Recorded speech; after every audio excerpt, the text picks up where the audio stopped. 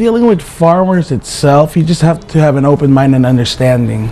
They don't have the knowledge and the patience that you have, because they just have that one system that they know.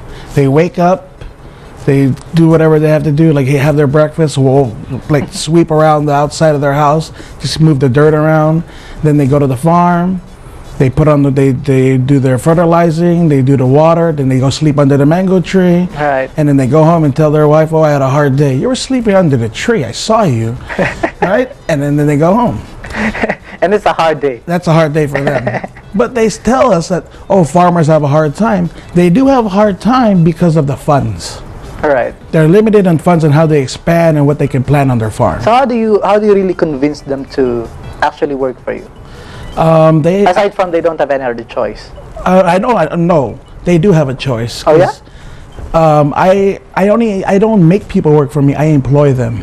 Okay. I give them their salary. I don't say, like back in the 1930s, in the hacienda, it's more of you work 4 days for yourself and 1 day for us. And then that's the way that we're compensated. Now that land reform has stepped in, taken away our land and given us, they said, this is land reform. Give me your land, I'm going to give it to Lloyd, and then we're going to pay you 5 cents for it. And you can't do anything about it. That's what the government has done. All right. And so now they're in power. They're like, I'm the landowner now. And I'm like, do you remember where that land came from? It was taken from me, not by my choice. Right. And now you think you're better than me? I'm not saying that I'm always going to be better than you, but give me some respect. How can you be tougher when you were not raised in here? It's like you are a dayo, you are a stranger in here. Yes, they have a saying where I'm from, in Cagayan. Cagayan is only for the Cagayano.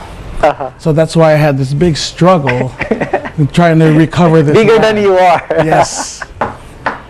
So I mean, I had to learn and adapt to the way things are done in this country. Is it easy to adapt? I mean, this is a strange place. You can understand. Oh, it is really hard to adapt, especially when you're here by yourself. Yeah. Who was the person who was there to help you adapt? Is it just you, or you have my girlfriend was here. She taught me the language. And where is she now? She's actually in Singapore. Oh, yeah, how is she doing? I don't know. Oh, I can understand. You were not talking to each other. Yeah, I don't want to. I like this is the thing is when you are out of the country and I'm out of the country, enjoy. Okay. I don't want you to think of what we. So she's enjoying. I hope she's enjoying. And you are enjoying in here. Well, we all have to do what we have to do. Right. I hope that she's enjoying. I don't want her to thinking of, the Philippines, everyone's goal is to get out of this country for some reason. They have some kind of samaan loob over here. All right. They go, I need to go abroad. I need to do this. All right. You don't need to do that. You can be happy. Happiness is a mindset.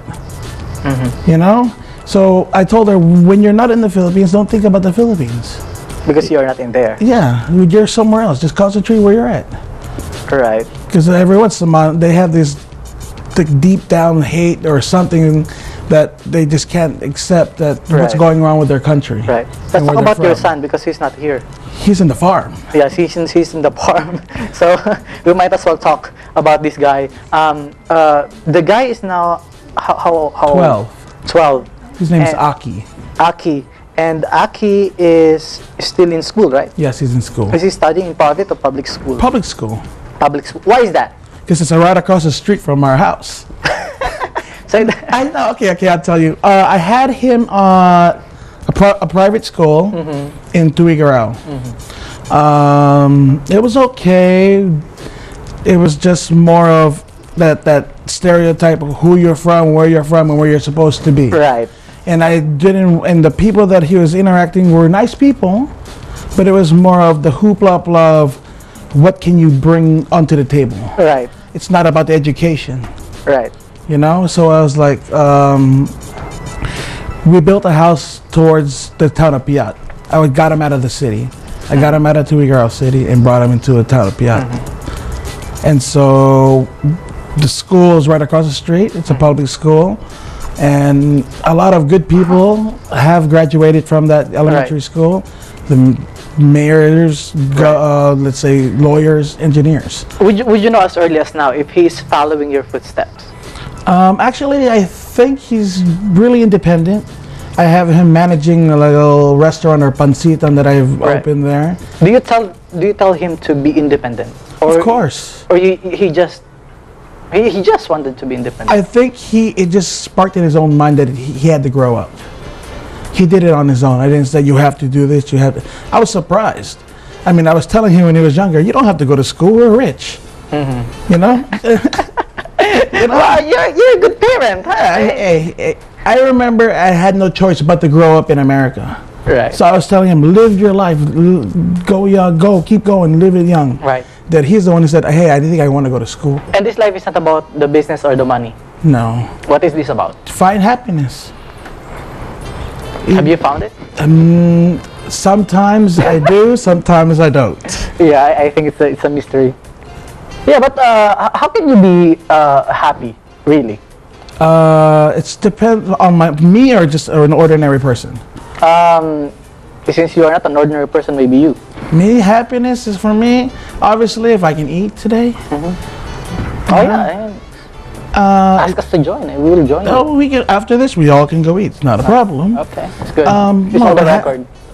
More of happiness is more. You wake up and you just smile, and even though there's always going to be problems. Right. It depends how you face your problems, and if you can accept your problems, then acceptance is happiness. How about that? And obviously, you're able to make it, and you're still trying to make it. Every bit of your energy and life form here on Earth. Right? Yes. So wow. I'm going to go back to you, and when we come back, ladies and gentlemen, we are going to read some of your text. If you are sending us some messages, we are going to do that, and we are going to go back in this show with our second guest. What about the president and CEO of this popular brand called Farmacia ni Doc? Stay tuned.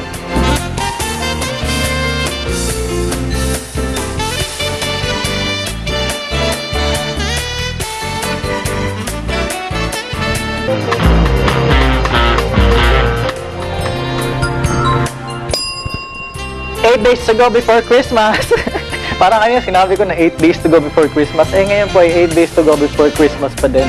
We are back with creative business, and I'm very happy to know that today we also have the President and Chief Executive Officer of Farmacia ni Doc. I don't know if you have seen the red brand, but this is actually a startup business with a very, very huge potential. Ladies and gentlemen, the President and CEO of Farmacia ni Doc, Warren Dumantay. Hi Warren, good morning. Hi, good morning. And welcome to the show. Oh, thanks very much for having me here. Yeah, I understand that you're very busy, so we have to thank you for taking your time just to talk to us. Oh, the pleasure is mine. Yeah, how are you? Doing great. It's 8 days before Christmas. Yeah. What's happening in your place? Oh, the guys over in the office are busy preparing for the Christmas party. All right, in the office. On Saturday, yeah. Yeah, what about the family? Oh, of course, the respective families will be there. One wife? Of course. Okay, is she watching? No. No? She's shopping. This early? Shopping this early? And the kids, how are the kids doing? They're in school. Christmas party. Okay, Yeah. and is it true that you will have to spend more on Christmas? Relatively in a regular month, yeah, because you have to part of the season is giving. Right. Right, so we have to buy gifts for the people we care about. So yeah, relatively. How many godchildren do you have? Would you recall?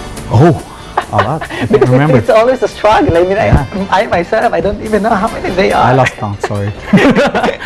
Yeah, but you're not the type who would really hide. So they just come to your place and you will give. No, not really. Not really. Yeah, It's just that maybe. most of them are in the province. Right. Oh, I see. So you're spending your Christmas here because they are in the province. No, I've been living here in Manila since 1998. Okay. So goodbye to you. Yeah, but I have 2 godsons here in Manila. Yeah. I think my question now about the business, and let's talk about the business. How did you come up doing this, leading this company? It's a pharmaceutical retail business. How did you come up working in here?